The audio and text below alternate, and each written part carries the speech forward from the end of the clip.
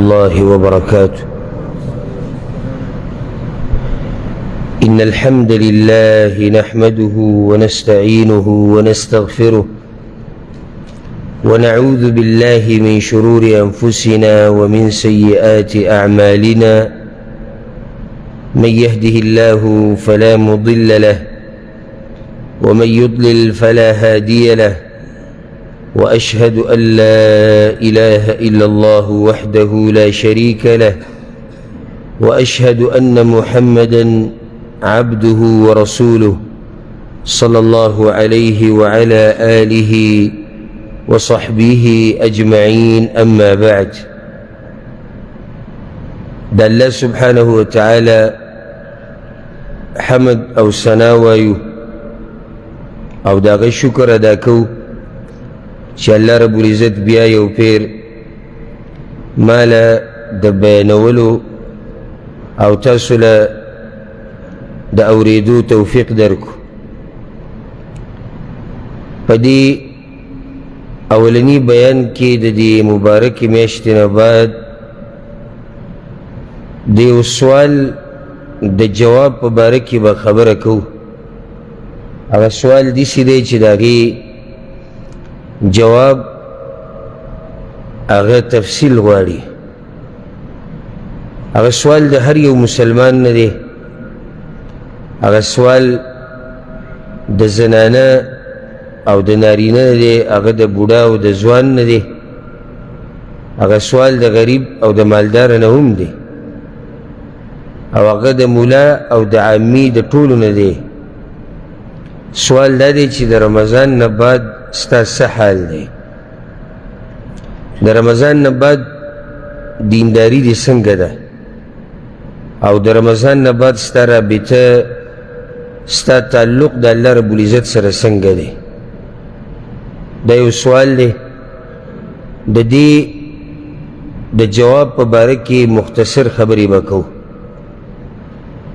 او دغه جواب به موږ ته هله میلاویږي چې کله موږ خپل حال د رمضان نه بعد چې څنګه دی هغه یو ځای کو د هغه حال سره چې کوم په رمضان کې و، نو جواب یې موږ ته میلاویږي چې اوس موږ څنګه یو او موږ څنګه وو. دې کې شک نشتی چې موږ داسې ورځې تېرې کړي دي، 13 ورځې چې هغه په منځونو کې تېرې شوي دي، هغه په قیام او تهجد او تراویح کې تېرې شوي وي. هغه ورځې د قرآن د تلاوت، د قرآن په تلاوت کې تېرې شوي وي، په روجو کې، په ذکر او اذکار کې، په دعاګانو کې، په صدقو کې، په درسونو، په بیانونو کې، په خپل ولیانو ساتلو کې، د ګاونډي خیال پکې ساتلی شی او د ملګري. لنډه دا چې موږ په دې 13 ورځو کې د ایمان خوند څکلی و. لنډه خبره دا ده چې په دې 13 ورځو کې موږ د ایمان خوند څکلی و، او دا خبره موږ محسوسه کړې وه چې روژه څه ته وایي، عبادت څه ته وایي، د سترګو نه اوښکې تله څه ته وایي، د الله سره جرګه څه ته وایي، د الله بندګي څه ته وایي. موږ به منځونه کول، موږ روجې نیوې، موږ مالونه لګول، موږ صدقې کول. اوس هغه 13 ورځې زموږ نه لاړې، د رمضان هغه مبارکه میاشت هغه زموږ نه لاړه، او وخت په وخت به موږ په نیکو اعمالو کې تاویدو راتاویدو، کله یو عمل کله بل عمل، تر دې چې د بعضو په زړونو کې دا خبره هم راغلې وه چې یا لیتني مت علی هذا الحال، ارمان چې ماله مرګ هم په دې حال باندې راشي. دا پکې هم به ډېرو ارمان کړی، داسې ښایسته حالات په یو مؤمن باندې راشي، د الله د بندګۍ خوند وسکي، نو دی بیا وایي چې که دې کې مړ شم نو ډېره به ښه، او وي ارمان چې زما آخره خاتمه د رمضان په دې میاشت کې وشي. اوس سوال دا دی چې دغه 13 ورځې چې وي خو وي او هغه تېرې شوې، د هغې نه بعد زما او ستا څه حال دی؟ نو دلته به یو 2-3 خبرې کوو. یوه لوی د سوچ او د فکر خبر هغه دا ده چې موږ داسې ښکاري لکه موږ چې ورځ دوه مخکې وې رمضان راغی، اوس موږ یو څو ورځې بعد به دا وایو چې د اختر میاشت ختمه شوه او لوی اختر را روان دی. تا دې ته سوچ کړی دی چې دا ژوند څومره تیز تېرېږي؟ تا دا سوچ کړی دی چې دا ژوند څومره په تیزۍ سره روان دی، د هیچ چا لحاظ نه کوي، د هیچ چا قدر نه کوي دا وخت. وخت خو روان دی، الله پیدا کړی دی له دی. دا سپومۍ، دا نور، دا الله پیدا کړي په یو نظام کې دي. دغه نظام ګورې د چا دپاره ودرېږي نه. دا نشي کېدی چې ورځ 7 ګنټې ده، 6 ګنټې ده، یا 12 ګنټې ده، یا 14 ګنټې ده. دا دې ستا دپاره 18 شي، ستا دپاره دې 20 ګنټې شي، دا نشي کېدی. دغه شان شپه ده، د هغې خپل یو ترتیب دی. نو دا کېدی نشي چې دا شپه دې ستا لحاظ وکړي او ستا دپاره دې زیاته شي، دا نشي کېدی. نو ژوند روان دی. په دنیا کې چې کوم خلک دي دا په دوو کې به لازم یو وي. دلته چې کوم خلک دي په دنیا کې او په دې ځمکه باندې او په دې ځمکه چې دي او کوم مخلوق چې دلته دی، په دوو کې به یو وي لازم. یا خو تلی دی او یا روان دی، دریم بل نشتی. یا تلی دی یا روان دی. اوس که دریم پکې څوک یې ماته وښایي، دریم څوک شته؟ خو یا تلی دی یا روان دی. موت په هغو کې یو کوم چې روان دي، او یو ورځ به داسې راشي چې موږ به حسابېږو په هغو کې کوم چې تللی دي. نو دا د سوچ او د فکر خبره ده. موږ چې دا ساګانې الو که نه، څومره چې ته ساه الې نو ته نږدې کېږي هغه وخت ته چې د کوم یو مقرر نیټه ده او په هغه وخت باندې به ستا ملاقات د الله سره کېږي، ته هغه ته نږدې کېږي. موږ په دې جومات کې ناست یو، دې بیان ته ناست یو، په دې کې چې د یو سیکنډه وړي زما او ستا سفر الله ته نږدې کېږي. دا د سوچ او د فکر خبره ده. څومره چې زما او ستا د زړه د دړکن روان دی که نه، او دا درز کوي، د دې یو درز سره ما او ستا د خپلو ارمانونو نه لرې کېږو. د دې یو درز سره ما او تا د خپلو بچو نه لرې کېږو. د دې یو درز سره ما او ستا د خپلو ښځو نه لرې کېږو. د دې یو درز سره ما او تا د دې دوکهبازې دنیا نه لرې کېږو. خو مشکل من کې دا دی چې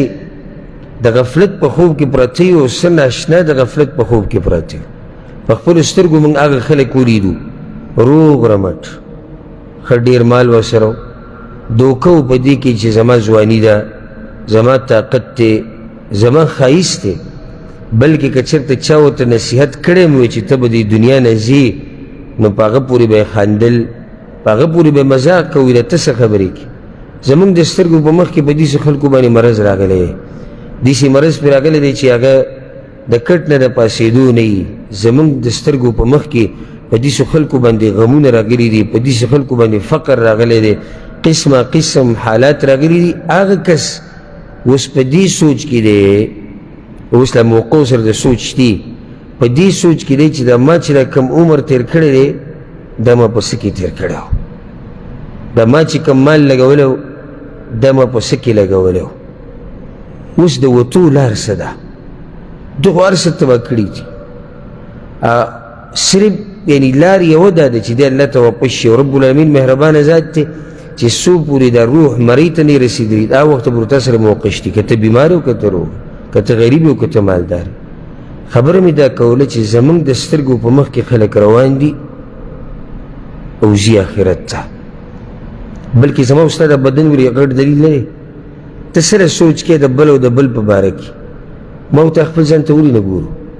زموږ دا بدن داسې دی لکه څنګه چې پرونو، زموږ دا بدن داسې دی څنګه چې کال مخکې و.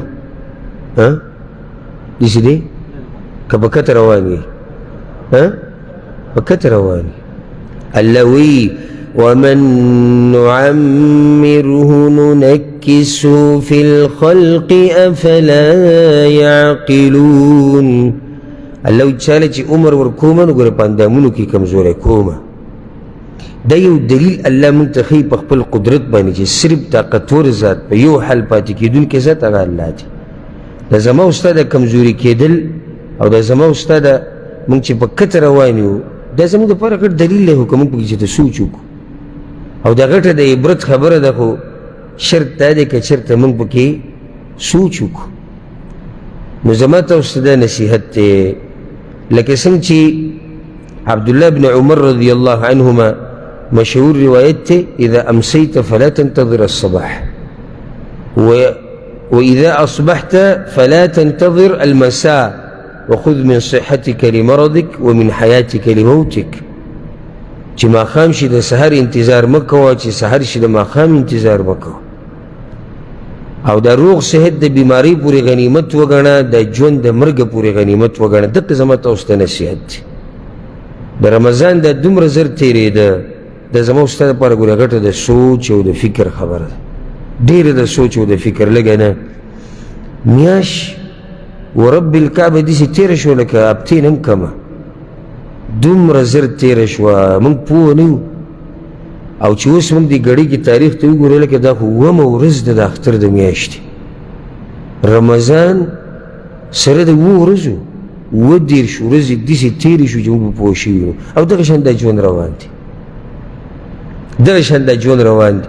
کلونه تېرې شي ورځې تېرې شي میاشتې تېرې شي او بیا د الله طرف ته بوسي نو ارمانونه لنډ کوي ارمانونه لنډ کوي او ځکه په یو اثر کې داسې راځي ایاکم وطول الامل ځان د دې اوږدو ارمانونو نه لرې ساتئ دا اوږده ارمانونه نه دا د سړي هر څه تباه و برباد کړي چې ارمان دې لنډ نو ژوند به دې ښایسته تېرېږي امیدونه دې لنډ ژوند به دې ښایسته تېرېږي د اوږدو اوږدو امیدونو موږ خراب کړي وو دومره اوږده امیدونه چې د نن 100 کاله بعد موږ سوچ کوو چې دا به څه کوو او 80 کاله بعد او 1 کاله پرېږده لکه په الله باندې دا هر څه ښایسته ژوند تېروه د الله بندګي کوه که امیدونه او ارمانونه ساتي لنډې ساته داسې ارمانونه او امیدونه وساته چې ستا د دنیا په تا باندې خراب نه کړي ستا د آخرت په تا خراب نه کړي دا کم ارمانونه او امیدونه چې دي دا ګوره نه ختمېدونکي دي بل یو څو کسان زما خواله راغلي د اختر په دې ورځو کې ځوانان هلکان نوي راغلي د ملک هغوی ته ما دا نصیحت وکړو ما دا نصیحت د ورور په شان کومه ګورې ارمانونه امیدونه به اوږده نه ساتئ ګینه د دې ملک د مسافرینو به د سره ونوځئ خپل ځان ته یو مختصر هدف کېږده چې زما دا هدف دی دا پوره کو زه خپل ځي ته نو دغه شان په دې دنیا کې ټول ژوند چې موږ روالو که موږ چېرته لنډ امیدونه ساتو نو ډېر ښایسته ژوند به تېر شي ډېر مزېدار د الله په بندګۍ کې او که دغه اوږده اوږده امیدونه یي نو بیا ګورې کامیابي به زموږ د لاسونو نه وځي او ځکه ګوره د قیامت په ورځ چې کله دا مؤمنان په پل صراط باندې تېرېږي او الله دوی له یو رڼا ورکړي سورة الحدید کې د هغې ذکر دی دغه رڼا به منافقانو ته میلاو شي په اوله کې به دا رڼا د منافقانو سره وي په منځ کې به په دوی باندې دا رڼا ختمه شي نو دوی به مؤمنانو ته چغې وایي انظرونا موږ ته لږ صبر وکړي نقتبس من نورکم موږ نو ستاسو دې رڼا نه لږ رڼا راوایو هغوی به ورته وایي ځئ لاړ شئ واپس دنیا ته که ځان له اوس رڼا راوړی شئ راوړو داسې دوی پورې استهزا ده لکه څنګه چې استهزا دوی کړې وه په چا پورې په مؤمنانو پورې په دنیا کې نو دا یوه ټوکه ده وایي ځئ لاړ شئ دنیا ته نو دنیا ته څوک تللی شي واپس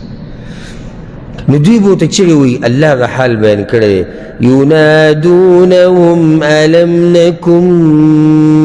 معکم دا منافقان به ورته چغې ویلو موږ ستاسو ملګري نه اوسو هغوی به ورته وایي قالو بلا او وایي تاسو زموږ ملګري وایي ولې منافقان د مؤمنانو ملګري ظاهره کې وایي تاسو زموږ ظاهره کې ملګري وایي موږ سره به ناسته پاسته هم تاسو کوله مشکل تاسو کې دا و ولكنكم فتنتم أنفسكم وتربصتم وارتبتم وغرتكم الأماني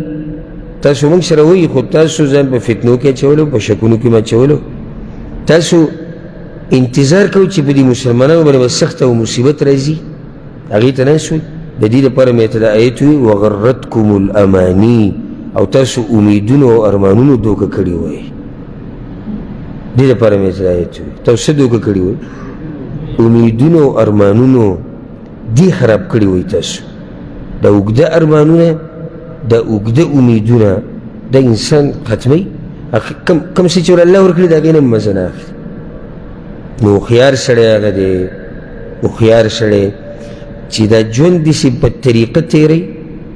نه افراط نه تفریط نه زیاتۍ نه کمی. دنیا دومره څومره چې بې ګزاره رواني، آخرت دپاره ځان خاورې کا. تا ته څوک دا نشي ویلی چې آخرت دپاره ولې، نه نه آخرت خو زمونږ هدف دی، هغه به مونږ حاصلو. هر چې دنیا ده دې کې ګزاره کوه. او حدیث کې راځي، موږ څو څو پیرې بیان کړی دی، الکیس من دان نفسه وعمل لما بعد الموت. هوښیار انسان هغه دی چې دنیا کې ځان وتلي. ځان تلل دا مطلب نه چې ته تلي ته وګورې وزن وګوره، ځان وتلي چې دې څومره اوبو کې دی. یا ایها الذین آمنوا اتقوا الله ولتنظر نفس ما قدمت لغد. دې ته وایي ځان تلل. د سبا دپاره سړی سوچ وکړي چې ما سبا ته څه لیږلي د الله مخې ته. دا هوښیار سړی دی. وعمل لما بعد الموت. نو دویم کار دی دا کوي چې د مرګ نه بعد چې کومې مرحلې را روانې دي د هغې دپاره محنت او کوشش کوي. دا د هوښیار مؤمن کار دی. والعاجز من اتبع نفسه هواها وتمنى على الله الاماني. او عجز انسان هغه دی د عمل نه، او تاوان کوونکی انسان هغه دی چې د خپل نفس د خواهشاتو تابعدار کړی دی. پیغمبر صلی الله علیه وسلم وایي. او دویمه د الله نه صرف امیدونه ساتي، عمل نشته، صرف چې بس الله به ما وبخي، الله غفور رحیم. دقه امیدونه او ورسره د دنیا ارمانونه، او دی په دې منځ کې دی چې دی تباه و برباد شي. د الله زموږ په حال باندې رحم وکړي.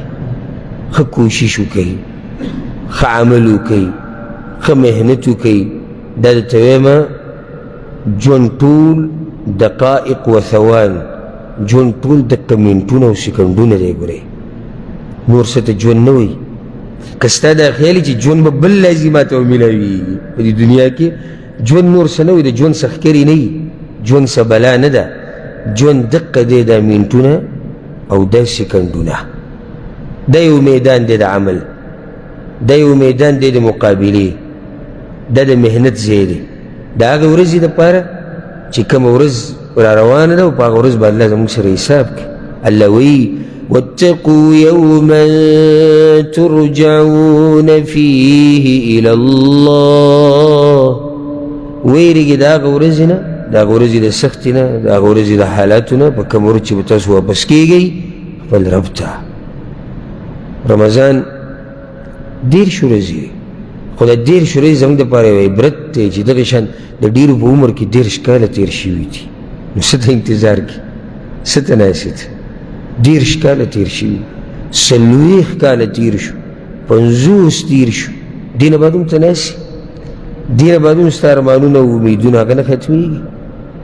دا زموږ دپاره عبرت، زموږ دپاره درس. او تاسو ته دا ووایم، ګورئ تاسو په داسې ورځو کې یئ چې دا ورځې د عمل دي، او په دې پسې یو نیټه را روانه ده، هغه نیټه د مرګ ده. نو که په دې ورځو کې تا د دغه مرګ دپاره څه کړي، ته کامیاب یې. او که په دې کې دې څه نه کړي، نو بیا هلته هم ته ناکام یې. او ځکه مشهوره خبره ده، دنیا د آخرت پټی دی او مزرعه ده. معنی دا ده چې دلته دې څه کرلي هغه به هلته ریبي. څه چې دې دلته کرلي دي هم هغه به ریبي. الله چا سره ظلم نه کوي. وما ربک بظلام للعبید. الله چا سره ذره برابر ظلم نه کوي. اوس ما تا سره موقع ده، اوس ما تا سره ژوند دی، روغ صحت دی، طاقت دی، اډوکي زورور دي، مال دی، وخت دی، علما دي، دینداري ده، هر څه موږ سره موقع شتي. خو کیدای شي چې دا زه تا ته ورځ نشم ویلی، نه تا ته ګنټه ویلی شم، کیدای شي سیکنډ بعد هم دا هر څه ختم شي. کیدای شي که نه شي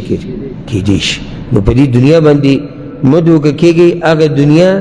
چې د هغې حقیقت الله څه په ناشنا طریقې سره بیان کړی دی. الله څه وایي؟ اعلموا انما الحیاة الدنیا لعب وله وزينة وتفاخر بينكم وتكاثر في الأموال والأولاد. الله وی ځان په دې خبره پوه کوي چې دا ژوند د دنیا دا لوبې دي، دا مشغله ده، دا پلتو ښایست دی، دا هرس د ډېروالي دی، نور هېڅ هم نشته په دې دنیا کې، هېڅ هم په دې دنیا کې نشته. او ځکه الله دا حقیقت هغه رب بیانوي کوم رب چې د دنیا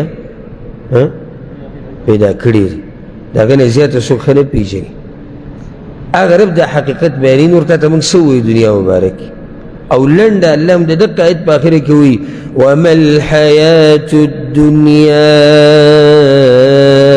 الا متاع الغرور. او نه دی ژوند دنیوي مګر د دوکې سامان دی. الله دنیا خلک یې دوکه کړي دي او دوکه کوي او دوکه کوي به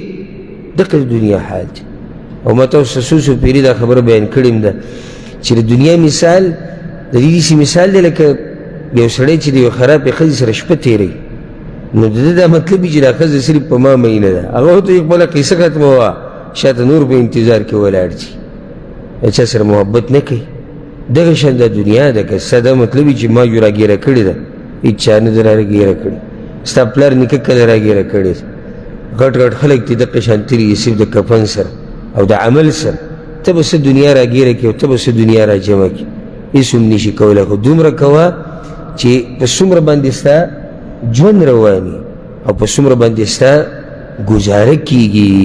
نو ژوند به دې ښایسته تېرېږي. ځکه پیغمبر صلی الله علیه وسلم حدیث کې هم دا خبره کړې ده اکثروا من ذکر هادم اللذات یا هاذم اللذات. پیغمبر صلی الله علیه وسلم وایي ډېر ځان ته رایادوئ هغه مرګ چې هغه مزې ختموونکی دی، ډېر رایادوئ ځان ته. والله چې د یعنې نن سبا خو اوس ناشنا حالات دي، روزانه خبر دنیا را نږدې شوې ده یو بل ته د انټرنېټ د لاسه،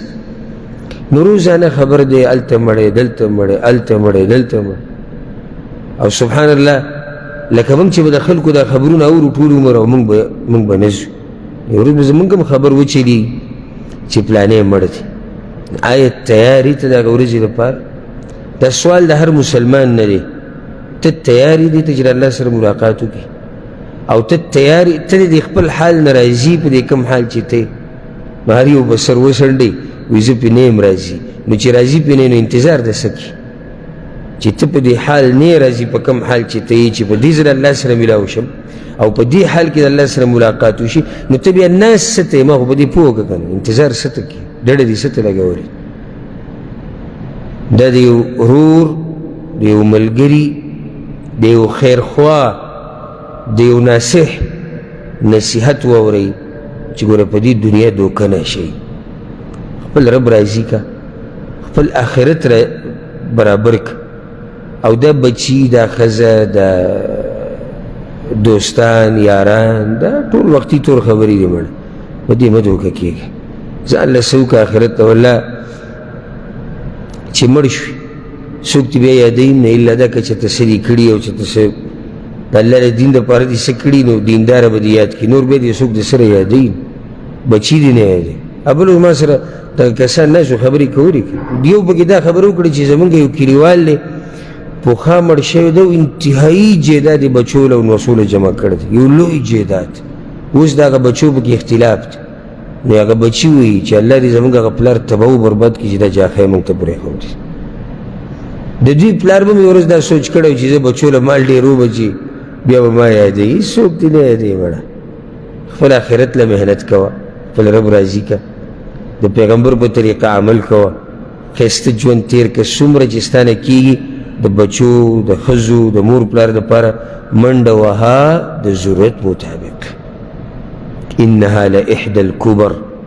دا ګورې لوی د عبرت خبر ده او لوی دلیل دی.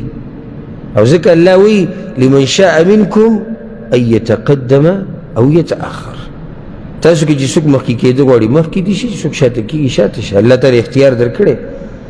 مخکې کېږي مخکې شه، شاته کېږي شاته شه، ستا خپله مرضي ده، الله په چا زور زبردستي نه کوي. نه الله د چا د بندګۍ نه تمه ساتي چې دا بنده به زما بندګي وکړي نو زما خزانې به ډېرې شي او نه ګورې الله د چا د نافرمانۍ نه یېرېږي او نه د هغه په خزانو کې څه کمی راځي ستا خپله مرضي ده که مخکې کېږي الله ته مخکې شه که شاته کېږي شاته شه مخکې کېږو به موږ څنګه هغه داسې چې موږ د ورځې د سکندونه د منټونه د الله دپاره تېر کړو او د الله په بندګۍ کې تېر کړو شاته کېږي یو سړی داسې چې دا وخت دا نعمتونه د الله په دشمنۍ کې استعمال کړي والعیاذ بالله یا د الله په نافرمانۍ کې نو اولنۍ خبره خو هغه دا ده چې د رمضان دېرش ورځې تېرې شوې په دې کې رب العالمین موږ ته دا خبره وښوه څنګه چې دا میاشت تېره شوه دغه شان به یو ورځ زما او ستا ژوند تېر شي که نه دغه شان به یو دا هم کیدی شي کوم ملګري چې هلته ما سره ناست دي او سره زما او څوک چې ما ویني څوک چې ما اوري کیدی شي دوی کې ډېر روان رمضان کې به نه وي دغه آخري رمضان و څه چې شوي دي هغه شوي دي که ښې کړي دي جو مبارکي ورته وایو او که هسې ټایم پاسۍ کړی په رمضان کې او دغه دنیا پسې هلته هم منډې وي نو بیا خو غریب تاوان وکړو او څه لوی تاوان یې کړی دی هغه ورځې تېرې شوې لاړې او موږ به وی خلکو ته والله چې دا روژه سټارټه شوه په مخه د خلکو د جذبې لپاره لکه څنګه چې الله وایي ایاما معدودات د شمار ورځې دي د شمار ورځې دي صبر وکړه صبر وکړه او چا چې صبر کړی د الله په بندګۍ باندې هغه کامیاب دی چا چې نه دی کړی هغه موږ له موږ لار نه راځي بله دغه وخت نه راواپس کېږي څه چې تېر شو هغه تېر شو دویمه خبره هغه دا ده د رمضان میاشت هغه لاړه او کیدی شي هغه کس چې مونځ به د رمضان نه مخکې نه کوو بیا مونځونه پرېږدي که نه شي کېدی ډېر به دي شي د رمضان نه مخکې مونځونه نه کول په رمضان کې شروع کړي کیدی شي اوس بیا بالماضي ته راواپس شوی او کیدی شي هغه سودخور بیا سود ته راواپس شوی او کیدی شي هغه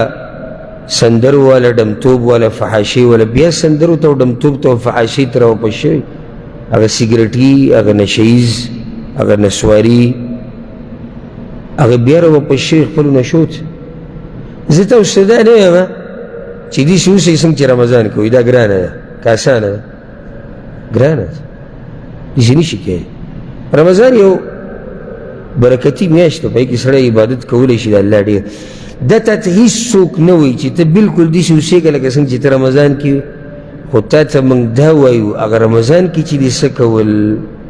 کم محنت دې کوو په هغې کې کوتاهي مه کوه دا زموږ د نصیحت او زموږ د خبرې مقصد دی موږ هلته ژوندي یو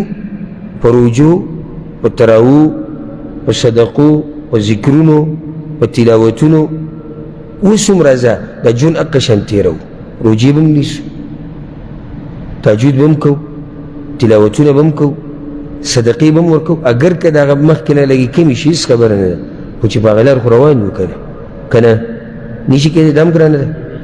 اوس په دې کې خو څه ګنجایش نشته عجیبه دا ده چې یو کس چې په رمضان کې به تراویح د امام سره په ټیم کولې نن هغه د جمعې لمونځ نه کوي زه خو حیران یم چې دی په کوم نیت ولاړو دی تراویحو ته دا ما ته پته نشته خو څه ووایم نه زه به څه ووایم چې یو سړی تراویح کوي ښه په ټیم ښه سپینه ټوپو یې ښه مزېده ښه جړاګانې اوس د فرض لمونځ نشته نو زموږ جوماتونه پې ښکلی دلیل دی او زموږ د جوماتونه په خپله په چغو چغو دا ګواهي کوي چې راشئ وینئ جوماتونه په روژه کې څنګه او اوس څنګه دي بل اوس مې یو لیکلو کتو چا کړي اوس ناشنا لیکلي کړي زما په دې زړه باندې ډېر اثر وکړو وی د آدم بچیه ته څه عجیبه یې یوه سپومۍ وینئ وی د الله سمه بندګي شروع کړي هغه بله چې وینئ بیا نافرمانیانې شروع کړي او ډېره ښکلې خبره یې کړې په سپومۍ سره د ده بندګي شروع کېږي او په سپومۍ سره د ده د الله نافرماني شروع شو او د سپومۍ دا رب ده د کوم رب بندګي چې تا په رمضان کې کړې وه نو رب همغه رب دی رب د رمضان رب د نورو میاشتو هم دی رمضان ګوره ځکه بعض علما وایي بعض علما داسې تعبیر کوي وایي دا کوم خلک چې رمضان کې عبادتونه ډېر کوي او بیا پرېږدي گویا کې دوی یو قسمه بندګي د دې رمضان کوي د رب د رمضان نه کوي دا ډېره سوچ خبره ډېره ژوره خبره ده لکه دوی چې دا بندګي د دې رمضان کړي د هغه رب یې نه ده کړې کوم رب چې د رمضان او دلیل په دې دا دی چې که چېرته ده د دغه رب بندګي کړي کوم رب چې د رمضان دی نو هغه رب خو په شوال کې هم دی هغه رب خو پر نورو میاشتو کې هم دی د هغه بندګي خو الله موږ ته څه وایي واعبد ربك حتى يأتيك اليقين بندگی به کې تر مرګ پورې دا خو نه وي ته چې صرف رمضان کې بندگی کوه که ستا حال بدل شوی د مخکې نه معنی دا مخکې نه مخکې دوه قسمه دي یو د رمضان نه مخکې چې ستا کوم حال و او اوس ستا کوم حال دی دا د هغې نه غوره دی بیا خو ته ښه په صحیح لار روان او که چېرته ستا حال بدتر شوی او هغه زوړ حال ته یا واپس شوی هغه ګناهونو ته او هغه نافرمانیانو ته نو بیا خو ته په داسې لار روان یې چې د هغې ختمېده هغه په هلاکت باندې دي زه خو تعجب وکړم د ډېرو ته چې د یو څو ورځو بندګي او بیا هر څه پاتې ټوپۍ م لاړه ږیره م وخرېله بعض پکې دا جامتونه چې ګټ کې دي روجې دپاره ږیره م وخرېله تسبیح م پاتې شوې د امام سره تراویح پرېږده تراویح تهجد خو لاړو فرض مونځ پاتې شو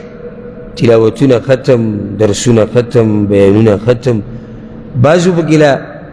په فیسبوک کې او په یو څه کې او بل څه کې داسې په رمضان کې داسې دیني نشریات شروع کړي بیا چې څنګه رمضان ختم شي بیا شروع کړي خپلې زوړ لینډ ته بیا واوړي بیا قصې ته واوړي ته به حیران شي چې دا بندګي تا رمضان کې د کم رب کوله هماغه رب دی اوس ځکه استقامت ته یادومه الله وایي فاستقم كما أمرت ومن تاب معك الله پیغمبر ته دا نصیحت کوي ګوره پیغمبر ته فاستقم ای پیغمبر مضبوط اوسه نیغ اوسه نیغ اوسه په هغه څه چې راته الله ویلي دي دا زموږ دپاره هم دا نصیحت دی او ځکه الله موږ ته هم دا ویلي فاستقیموا الیه تاسو د هغه رب په لار باندې مضبوط اوسئ استقامت غټه خبره ته ما ته دا مه یادوه چې ما په روژه کې تراویح کړي دي او ما صدقې ورکړي اوس یې کې وایي نه اوس خو یې نه کوو نو څه یادوې ما ته زموږ استقامت پکار دی اگر که دا عمل ستا لګي نو اوس رمضان ختم شو روژې ختمې شوې د رمضان د ختمېدو سره روژې ختمې شوې روژې خو نه دي ختمې رمضان میاشت ختمه شوه د رمضان میاشت چې په هغې کې موږ روژې نه وي هغه میاشت ختمه شوه روجی خوشتی د شوال د شپږ روجی بعض هغه دیندار ملګري الله د هغوی په ژوند کې برکت واچي چې هغوی شروع کړي دي او ډېر به پکې ختمې کړي وي بعض به په ختمولو باندې بعض هغه دي چې ډډه یې لګولې ده په رمضان کې موږ نیولې وي اوس کار شوی دی نه ته به د رمضان نه بعد د روجو سره ځان تړلی وساتي اوس دته خبره اسانه ده او بیا ګرانېږي نو د شپږ شوال د شپږ روژې د شوال ده نو دغه شان موږ سره الحمدلله د پیر د ورځې روژې شتي د جمعرات د ورځې روژې شتي نو موږ سره الحمدلله د عاشورا روژې شتي موږ سره د عرفات د ورځې روژې شتي موږ سره په میاشت کې درې ورځې روژې شتي او چې څوک ډېر دیندار دی هغه د دین هم زیاتې روژې نیسي نو مقصد د خبرې مې دا دی چې د رمضان ختمېده دا صرف د دې میاشت ختمېده دي د دې روژې ختمېده ګورې نه دي که ستا دا مطلب وي چې روژه ختمه شوه نه د عبادت سره هسې مدد شوی بس کوئ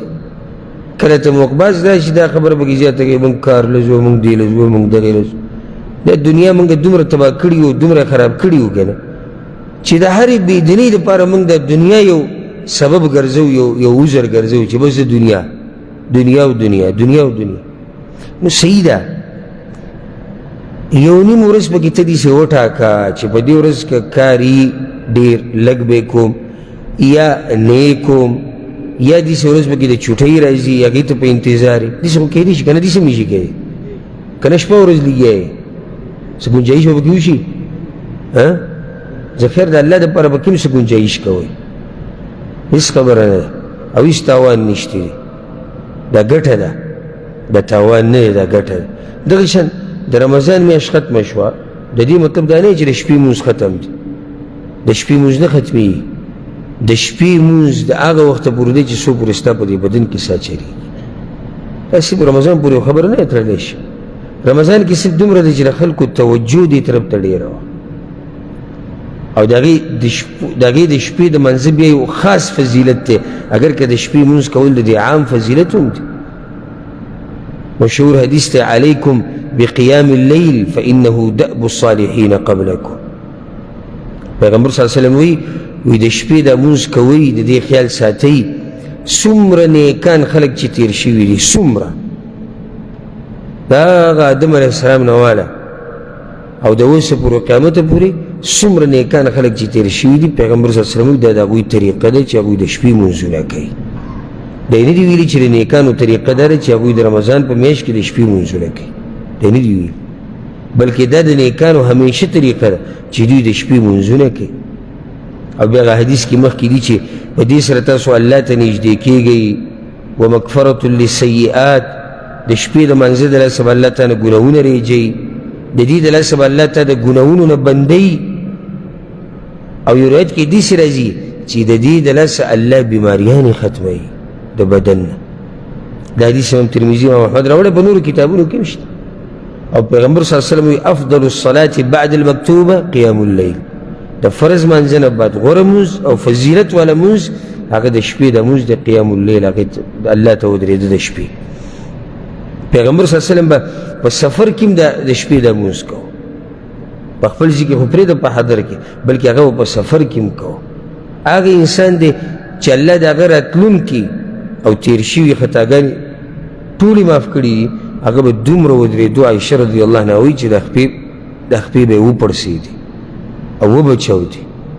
او بیا به پیغمبر صلی الله علیه وسلم ته کله ووایي یا رسول الله الله ته بخلی نو ته دومره اوږده عبادتونه کې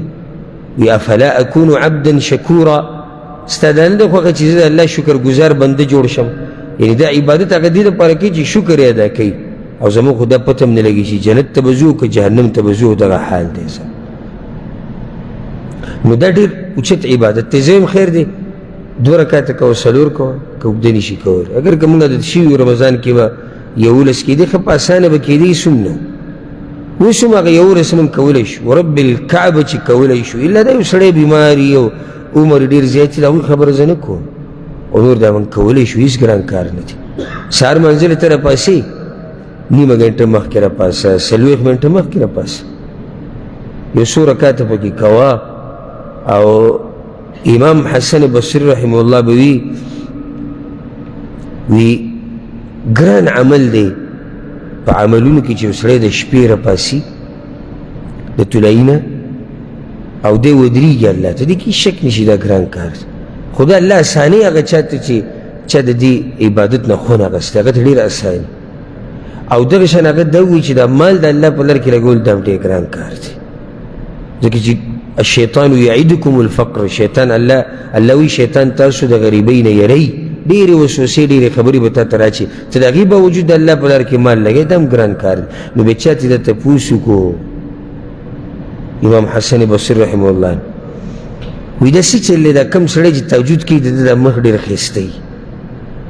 او د مخ نه یې پته لګي سیماهم فی وجوههم من اثر السجود ښه دا پېژني هم ګوره دقه شان کس کم چې د شپې لمونځ کوي او داسې نه چې ما پسې که سهار راشي چې یاره موږ خو د چا په مخ کې ښایست ونه دي ته د شپې لمونځ کوې وایي زه یې نه کوم نو ته به د بل په مخ کې څه ویلي دا هغه سړی معلوموي چې څوک د شپې لمونځ کوي د ده په مخ کې نوري یو کشش یې سړی ځان ته راکاږي یو ښایست ول الله ورکړی وایي د دې څه وجه ده هغه ورته ډېره ناشنا خبره وکړه وایي دی یوازې شوی د الله سره د مخلوق ټول پرېښود یوازې الله ته ولاړو نو رب العالمین د نور نه ده له څه نور ورکو یو خاص رڼا یې دې کس له ورکړی چې د شپې الله ته ودرېږي نو ځکه د ده دا مخ رڼا کوي ځکه دا مخ ښایسته دی ځکه په دې مخ کې سیر او برکت دی او دا به درته یو فایدې ذکر کړم خبره د شپې د مانځه ده ما نه خو ډېرو ملګرو تپوسونه کړي دي او کوي چې موږ ډېر زړه غواړي چې د شپې لمونځ وکړو خو نشو کولی کېدای شي دلته هم داسې کسان دي که نه ټول بزرګان یې ای به دي چې کمزوري چې موږ یې غواړو خو رانه نه کېږي راته ګراني د دې بدله زه جواب درکم د امام ابراهیم ابن ادهم رحمه الله ابراهیم ابن ادهم رحمه الله هغه بس یو کس راغی وی اني لا اقدر على قيام الليل وی زه د شپې لمونځ نشم کولی فصف لي دوا څه دوایي راته وښایه علاج راته وښایه د دې ده چې زه د شپې لمونځ ولې نشم کولی هغه ډېره ناشنا خبره ورته وکړه څه ناشنا دوایي ورته وښوه وی د ورځې نافرماني مه کوه د شپې به دې ځان ته ودرئ څومره ښایسته جواب دی ډېرې اوږدې خبرې پکې راجمع کړي ډېرې اوږدې لا تعصه بالنهار وهو يقيمك بين يديه في الليل د ورځې د هغه نافرماني مه کوه د شپې دې خپل ځان ته ودرئ خو چې کله ته د ورځې د هغه نافرمانیانې کوې نو بیا ته د دې لایق نه یې چې هغه ته ځان ته د شپې ودرئ الله تا د دې لایق نه ګڼي ته د ورځې څه توره والې چې اوس یې د شپې هم ځان ته ودرئ ځکه دا ډېره د یېرې او د سوچ خبره هم ده که ته نشي ودرېدی نو د ورځې ریکارډ دې وګوره چې چل دې کړی د الله چا سره ظلم نه کوي دغه ګناهګار له الله دا شرف او دا عزت نه ورکوي ځکه چې الله ته د شپې ودرېده د لوی عزت دغه شان په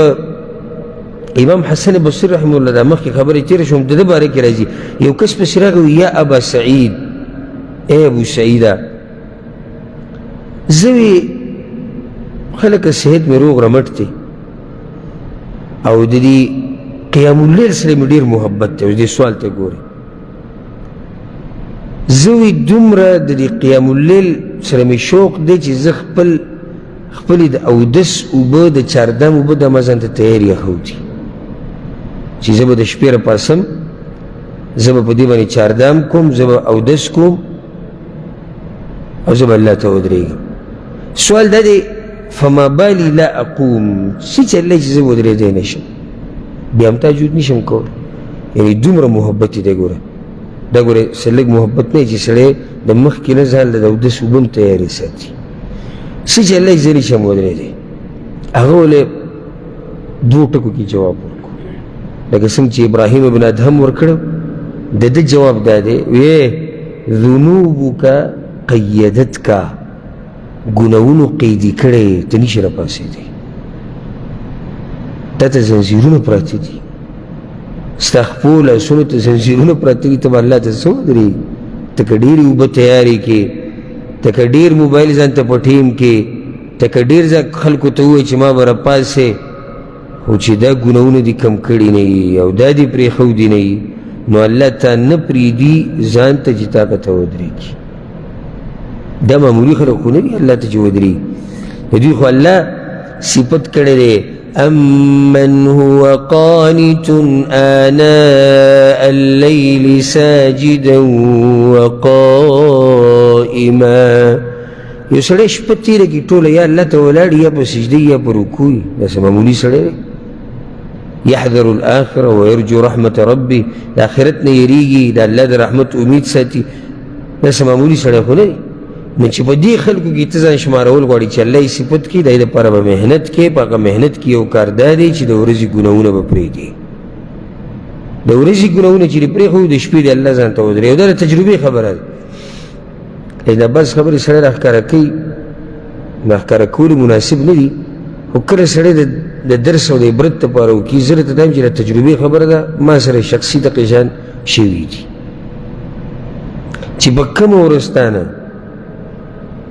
د الله نافرمانیانې وشوې نافرمانیانې خو هر انسان نه کېږي کله سړی چې ګینې موله ډېر زور ورکړي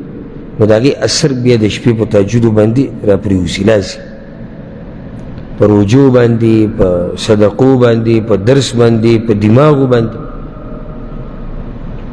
کله کله زمانه اسانه مسله مې د دماغونه وځي او سوچ کومه مسله څنګه او سخت مې خفه کوي دا چې مسله مې د دماغونه وځي چې دا خو ما یاده کړې ده او زما ذهن کې ولي نو بیا مې ورسره دې ته سوچ لاړ شي چې الله چا سره ظلم نه کېده چې ستا د دماغو نه وتې ده نو ته خو د خپل کردار ته هم وګوره که ته خو د خپلو حالاتو ته هم وګوره تاسو به زما نه ښه انشاءالله زه ستاسو خبره نه کوم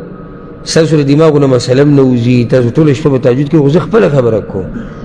چې ما سره داسې شوي دي چې بیا الله د عبادت توفیق الله سړي له داسې نه ورکوي څنګه چې کله سړی دیندار او الله ولا توفیق ورکوي او کله سړی نیک عمل ډېر کوي او الله ولا توفیق ورکوي دغه شان په روژه کې ګوره هر سړي دا تپوس کو دا سرسایه څو ده او څومره ده او څنګه ده او دلته او که هلته او بالغ او نابالغ او دا کیسې به کول د رمضان د ختمېدو سره خرچه د الله په دین کې دا ختمه شوې خو نه ده کله ختمه شو بیا هم تپوس کوه که نه د 11 میاشتو کې هم چېرته تپوس وکړه چې د غریب له څه ورکمه څومره یې ورکمه څنګه یې ورکم په دې جومات یې لګوم د الله په دې دین یې لګوم په دې علماو یې لګوم دا دین چې زده کوي په دوی لګوم څه طریقه وکړمه شیخ صاحب مولوي صاحب مفتي صاحب څومره کله څنګه په څه کې په څه کې نه چېرته دا تپوس خو په دې 11 میاشتو کې هم بیا کوه که نه وایي د الله په لار کې د مال لګول صرف دغه و چې ته به صرف روژې ته پروت یې به یې کې به یو څو کیلو وریجې راوالې به ورکړي او به 11 میاشتې هغې ته ډډه ولګوه چې ما 2.5 کیلو وریجې ورکړي ما اوړه ورکړي ما غنم ورکړي ما وربشې ورکړي دې ته بیا پروت یې موږ سره ټیم دی الحمدلله موږ د هر څه کولی شو د سفیان ابن عبدالله الثقفي رضی الله عنه د حدیث ته غوږ کېږدی هغه راغی پیغمبر صلی الله علیه وسلم پسې وی یا رسول الله قل لي في الإسلام قولا لا أسأل عنه أحدا بعدك اے دا الله پیغمبر داسې خبره راته وښیه چې بیا بس بل چا نه تپوس ته ضرورت رانه شي پیغمبر صلی الله علیه وسلم دا په خبره پوه شو چې دا څه مطلب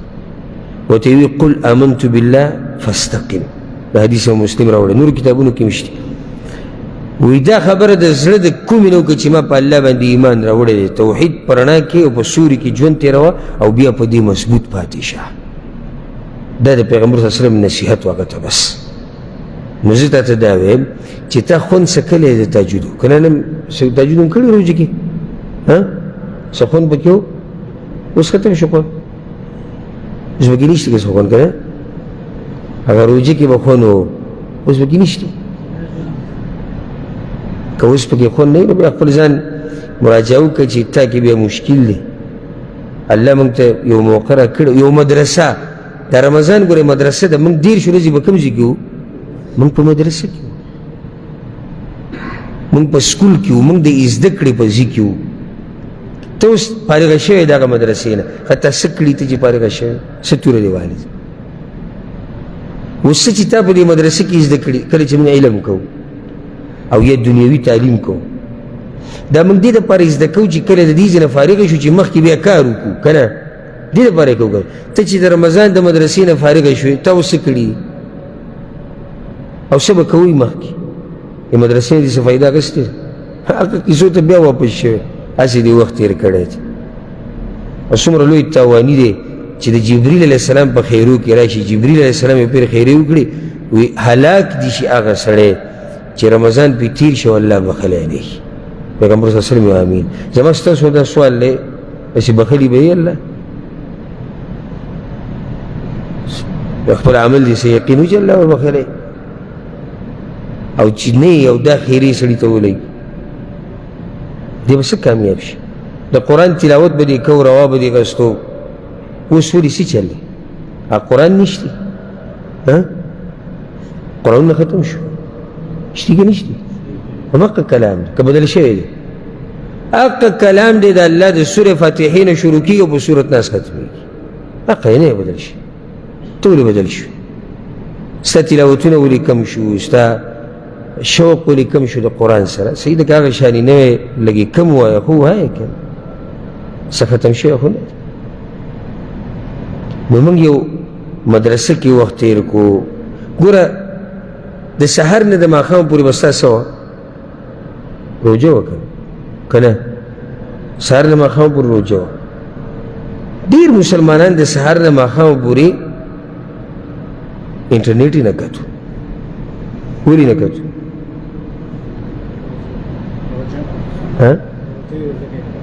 روجې وځکه یې نه کتو په دې کې د الله نافرماني ده اوس یې ته ځان نشي بندولی تا چې 12-14 ګنټې په ځان باندې انټرنیټ بند کړی دی چې دې کې د زنانو تصویران دي او په دې کې دا دي او په دې کې اوس یې چللی تعالی او که اوس یې نشي بندولی نو بیا تا په مدرسه کې دې څه زده کړي نه دي ګوره حرام پرېږده موږ به په روجه کې ځان د حلالو نه بند کړی و ښځه راته خوا کي ورته نږدې کېدی نه شو مخامخ به راته یخې اوبه پرتې وې ښه به تږي اوس کله به نه حالانکې دین علاوه هغه حلالې وي نو چې د حلالو نه دې ځان بند کړی او تکړه شوی وې پې او عادت شوی وې اوس د حرامو نه ته ځان نشي بندولی دا خو موږ هلته زده کړه دا خبره که نه هم دې زده کړې زده م کړه چې الله دې ته منع کړې ته به ځان څنګه بندې دا خلک په رمضان کې زده کوي الله ته ته خوراک څښاک مه کوه تا ځان بند کړې حالانکې خوراک څښاک د دې علاوه خو حلال دی نو دغې شان د ګناهونو اوس ځان بند کړې دې نه خو به هر وخت بندېدل غواړي او زه د بعضو خلکو په دې فلسفه نه یم پوه او ما دې به څوک پوه کړي چې په رمضان کې ګناهونه مه کوه بیا یې کوه ما په دې څوک پوه کړي که چا سره څه دلیل و برای کرم برای مهرباني ما ته یې ووایي چې دا آخر کم دلیل دوی پیدا کړی دی چې په رمضان کې ګناهونه مه کوه بیا یې کوه ګناه خو ګناه ده که په رمضان کې ده او که بغیر رمضان کې ده حرام حرام دي که رمضان کې ده او که بغیر رمضان کې نو چېرته هغه ګناهونو ته واپس نشي بیا عادت شوی زده کړي دي چې ځان به څنګه بندې د ګناهونو نه او د الله د نافرمانۍ نه حقې لار باندې مضبوط اوسه هسې م عادت شوی ورسره 13 ورځې نو هغه عبادتونه نصیحت زما دا دی چې ستا هغه عبادتونه چې دې کم کړي دي که حق شانې نشي کولی خو لږ کوې اگر که لږ کمې کې خو کوې د کم وخته پورې چې هغه وخته پورې چې څو پورې ستا په بدن کې سایي ځکه چې موږ ته دا پته هم نشي بل رمضان راځي او که نه راځي کېدای شي دا زموږ آخري رمضان نو زما تاسو ته دا نصیحت د زړه د کومې نه خبر هم دغه 2 نقاطو کې ما راجمع کړه او هغه دا چې رمضان زموږ دپاره لوی درس او عبرت و ولې څنګه چې رمضان تېر شو دې سره ژوند تېرېږي نو دویم د رمضان نه بعد ستا څه حال دی که حال دې ښه نو مطمئن اوسه خوشحاله اوسه ځکه چې مشهوره خبره ده او مشهوره مسله ده په نیکۍ پسې نیکي دا د نیکۍ د قبلېدو نښه ده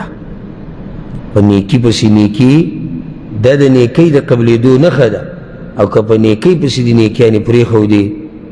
نو بیا ویرېږه به د خپل عمل باندې ځان دې ستړی کړی داسې